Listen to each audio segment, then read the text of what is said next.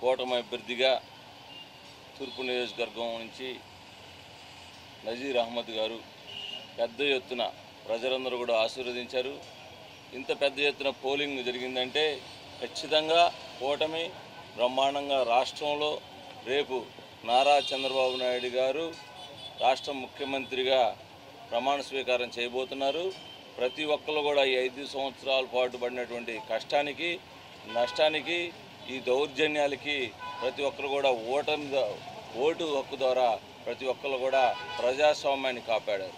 ఈ రోజున ప్రజాస్వామ్యాన్ని కాపాడడానికి కారణం మనందరం చూస్తే ఓటు హక్కు ఇంత భారీ ఎత్తున ఎప్పుడూ లేని విధంగా ప్రతి ఒక్కరు కూడా దేశ విదేశాల నుంచి కూడా వచ్చి ఓటు హక్కు వినియోగించుకోవడం అనేది చాలా గొప్ప విషయం.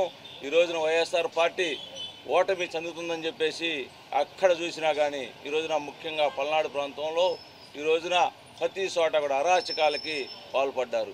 ఈ రోజున మిమ్మల్ని ఆశీర్వదించి 151 సీట్లు ఇస్తే మీరు రాష్ట్రాన్ని అనేక రకాలుగా ఇబ్బంది చేస్తూ ప్రజలను అష్టకష్టాలు పెడితే ఈ రోజున ప్రజలందరూ కూడా ఓటు హక్కు ద్వారా 5 సంవత్సరాల పాటు ప్రజలు మౌనంగా ఉన్నారు.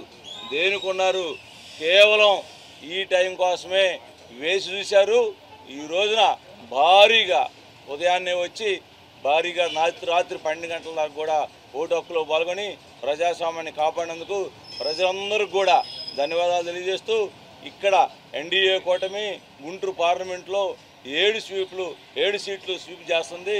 అట్లానే నజీర్ అహ్మద్ గారు, డాక్టర్ పెమ్మసాని చంద్రశేఖర్ గారు, అట్లానే వెస్ట్ మాధవి గారు భారీ విజయాన్ని మరి రేపు వస్తున్నారు కాబట్టి భారీ విజయం గెలుపొందడం ఖాయం.